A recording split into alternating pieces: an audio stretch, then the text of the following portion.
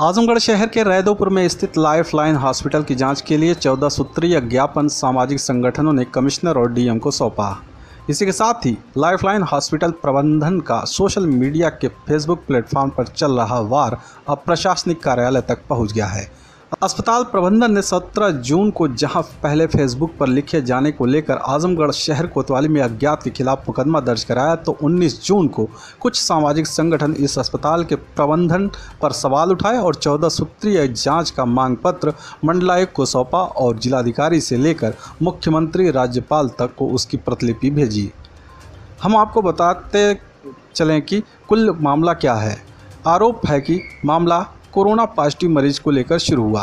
ब्रह्मस्थान स्थित डॉक्टर सलमानी के अस्पताल में एक कोरोना पॉजिटिव मरीज मिलने पर उसी दिन उस अस्पताल को सील कर दिया जाता है और जब लाइफलाइन हॉस्पिटल में कोरोना पॉजिटिव मरीज मिलता है तो उसे सील नहीं किया जाता है। बस इसी को लेकर शुरू होता है फेसबुक पर वार। कुछ लोग लाइफलाइन हॉस्पिटल के समर्थन में टिप्पणी करते हैं तो कुछ लोग उनके खिलाफ, वही कुछ लोग सलमानी के अस्पताल को गरीबों का अस्पताल बताकर उसे तत्काल खोले जाने की बात करते हैं। भारत रक्षा दल के हरकेश विक्रम श्रीवास्तव ने भी सलमानी के अस्पताल को खोले जाने की मांग की थी। इसी बीच आजमगढ़ के सीएमओ डॉक्टर ए के मिश्रा ने एक यूट्यूब चैनल को साक्षात्कार में लाइफलाइन हॉस्पिटल को कोविड-19 के लिए उपयुक्त बताकर उसे क्लीन चिट दिया था और सलमानी के अस्पताल को बिना प्रशिक्षण वाला डॉक्टर बताकर सील किए जाने की बात कही थी। मामला यहीं पर थमा नहीं। अस्पताल प्रबंधन ने फेसबुक पर बात को लेकर आजमगढ़ शहर कोतवाली में अज्ञात के विरुद्ध मुकदमा दर्ज कर आरोपियों के खिलाफ कार्रवाई की मांग की। 19 जून को इसी प्राथमिकी के खिलाफ कुछ सामाजिक संगठन, सारथी सेवा संस्थान और गांधी ग्रिड टीम के अलावा आजमगढ़ जर्नलिस्ट फेडरेशन ने मिलकर एक 14 सूत्रीय मांग पत्र बनाया, जिसमें लाइफलाइन हॉस्पिटल प्रबंधन को मानकों के विपरीत बताया और इस पत्र को जिलाधिकारी से लेकर मुख्यमंत्री राज्यपाल तक भेज दिया। लोगों की है, आप डीएम साहब से मिलने आए। जैसा कि सभी लोग जानते हैं कि मीडिया हो या सामाजिक संगठन, उनकी सबसे पहली जिम्मेदारी बनती है कि समाज की बुराई के बारे में वो खुल करके लिखें, जिससे कि लोग जागरूक हों। वही काम आजमगढ़ की जनता ने, जो सामाजिक संगठन से जुड़े थे, और वो मीडिया जो लोगों को जागरूक करने के लिए हर समय खड़ी रहती है, उन्होंने लिखना शुरू किया कि जब एक आम आदमी जो अस्पताल चलाता है उसका अस्पताल सील किया जाता है, जहाँ पे एक वो कह लीजिए मौलवी की तरह बैठते हैं और लोगों का इलाज करते हैं, डॉक्टर सलमानी, उनका अस्पताल सील कर दिया गया। कोविड का पेशेंट पाया गया, जो कि वहीं लाइफलाइन अस्पताल में पेशेंट पाया गया, वो अस्पताल सील नहीं किया गया।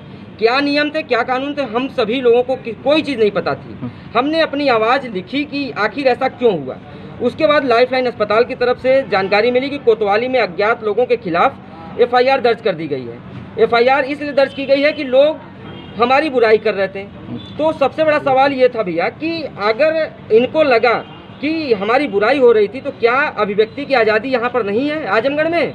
और यहाँ पे जो इन्होंने एफआईआर की है, उन्होंने लिखा है कि अस्पताल की बुराई की इन्होंने।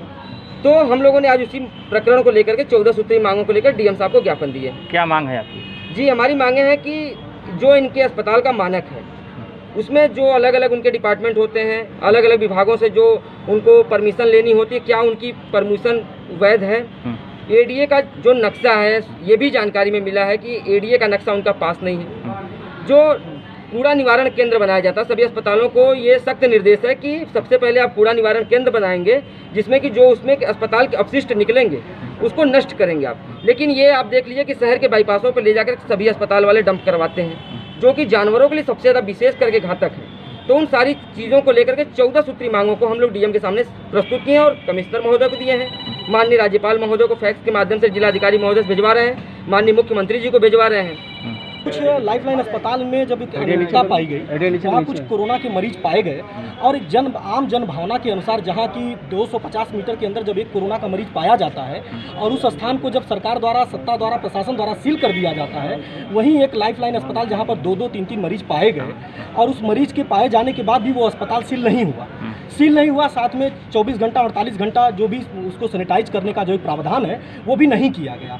और जब हम सभी सामाजिक संगठनों द्वारा, प्रबुद्धजनों द्वारा, पत्रकार के कुछ बंधुओं द्वारा जब ये आवाज़ उठाई गई, उसको सोशल मीडिया के माध्यम से लिखने का प्रयास किया गया, सीएमओ को दिया गया, एक ज्ञापन भी दिया गया, तो इन लोगों के द्वारा एक एफआईआर भी दर्ज करा दिया गया। सोशल मीडिया पर इन लोगों के द्वारा तमाम अवैध टिप्पणियाँ भी की गई। उसी के संबंध में हमने 14 सूत्री मांगों को लेकर के 14 सूत्री जो जांचें हैं वो लाइफलाइन अस्पताल के लिए हमने आज कमिश्नर मैम को और आजमगढ़ के जिला अधिकारी महोदय को दिया गया है, जिसमें देखा जाता है कि उसमें कहाँ तक जांच संभव हो पाती है और क्या जनता को मिल पाता है और कहाँ तक लाइफलाइन अस्पताल आजमगढ़ का सही है, किन किन मानकों पर वह पूरा पाया जाएगा और किन किन व्यवस्थाएं उस अस्पताल में पूरी है या नहीं पूरी है।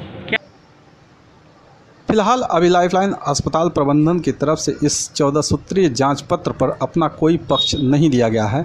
हम जैसे ही इस मामले पर उनका कोई पक्ष आएगा तो उससे भी आपको अवगत कराएंगे।